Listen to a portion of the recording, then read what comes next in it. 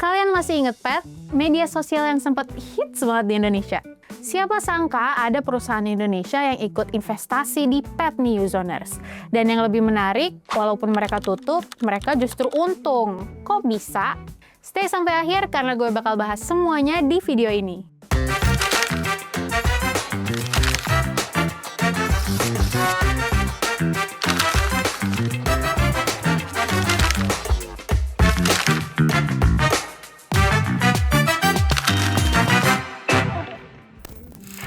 Oh iya, bagi kalian yang belum familiar sama Pet nih, Uzoners. Pet adalah media sosial yang diluncurkan pada tahun 2010 oleh Dave Morin, mantan eksekutif Facebook, bersama dengan Sean Fanning, pendiri dari Napster.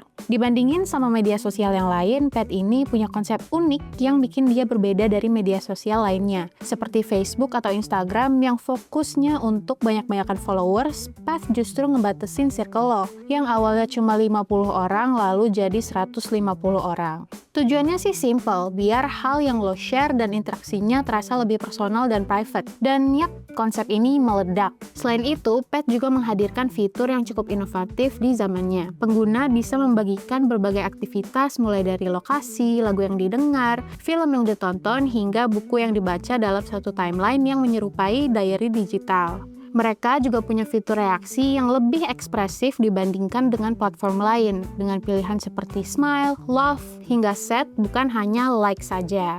Kombinasi fitur ini membuat Pet berkembang pesat, dan menurut TechCrunch, waktu itu di masa jayanya sekitar tahun 2013 sampai 2015, Pet sempat mencapai valuasi sebesar USD 500 juta atau sekitar 7,4 triliun rupiah, dan punya sekitar 15 juta pengguna di seluruh dunia. Menariknya, salah satu pasar terbesar Pet justru datang dari Indonesia. Menurut laporan Tech in Asia, sekitar 4 juta pengguna Pet berasal dari Indonesia dan menjadikannya salah satu basis pengguna terbesar secara global. Tapi yang bikin makin menarik bukan cuma soal Pet yang populer, tapi juga siapa aja yang mulai masuk ke dalamnya. Melihat besarnya potensi tersebut, terutama dari Indonesia, Pet akhirnya menarik perhatian banyak investor termasuk dari dalam negeri. Pet berhasil menarik berbagai investor termasuk investor besar kelas dunia seperti Kleiner Perkins dan Index Ventures. Bahkan Google sempat menawarkan akuisisi senilai USD 100 juta atau sekitar 1,7 triliun rupiah, namun ditolak oleh pihak manajemen. Dilansir dari CNBC Indonesia, pada tahun 2014, Bakri Global Group yang merupakan salah satu bagian dari jaringan bisnis keluarga Bakri, akhirnya juga ikut berinvestasi di Pet dengan nilai sekitar USD 25 juta atau setara dengan 304 miliar rupiah. Kabarnya, Anindya Bakri selaku CEO Bakri Global Group ditawarkan langsung oleh rekan kuliahnya untuk melakukan kerjasama ini. Tapi ada satu hal yang sering bikin salah paham nih. Banyak yang ngira kalau Pet itu dibeli oleh Bakri, padahal faktanya kepemilikan mereka sangat kecil, bahkan disebut kurang dari 1%. Artinya, investasi ini bukan bentuk akuisisi atau pengambil alihan, melainkan bagian dari pendanaan lanjutan yang juga diikuti oleh sejumlah investor besar lainnya dari luar negeri. Selain faktor bisnis, langkah ini juga dianggap sebagai strategi untuk memperkuat posisi Pet di Indonesia, yang saat itu menjadi salah satu pasar terbesarnya dengan jutaan pengguna aktif. Dengan basis pengguna besar di Indonesia, kehadiran investor lokal diharapkan bisa membantu Pet lebih dekat dengan pasar, baik dari sisi pengembangan produk maupun strategi bisnis.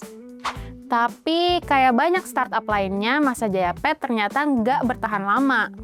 Di saat Pet lagi berkembang dan sempat jadi salah satu media sosial favorit, masalah mulai muncul dari berbagai arah.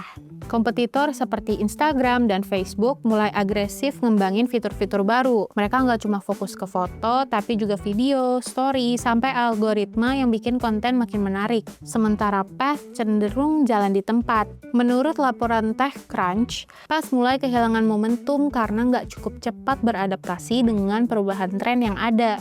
Konsep yang dulu jadi keunggulan seperti private, circle kecil, dan eksklusif lama-lama justru jadi batasan ketika pengguna mulai mencari platform yang lebih luas dan interaktif.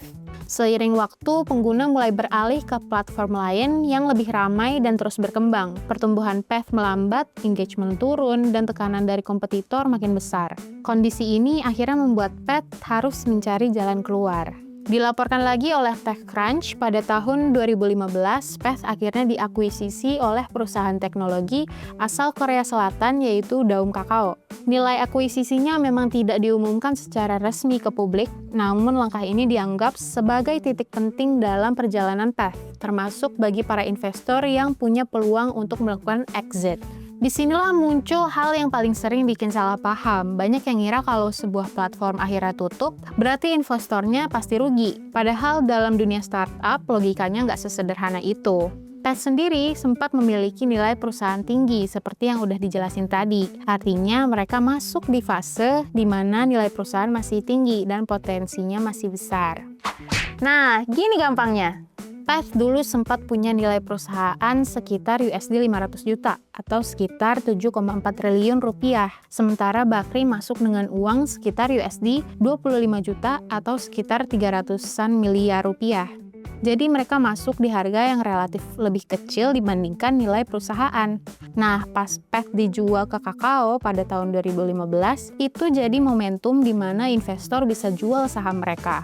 Kalau mereka jual di harga yang lebih tinggi dari saat mereka masuk, ya mereka tetap untung. Jadi meskipun Path baru benar-benar tutup tahun 2018, sangat mungkin investor seperti Bakri sudah keluar duluan sejak nilai perusahaan masih tinggi atau saat proses akuisisi berlangsung. Apalagi posisi mereka cuma sebagai pemegang saham minoritas, sehingga nggak terlibat langsung dalam operasional dan tidak harus menanggung kerugian saat bisnis mulai menurun.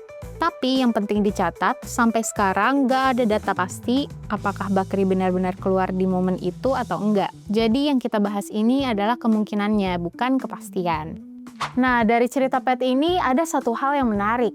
Aplikasinya bisa hilang, tapi nggak semua yang di dalamnya ikut rugi.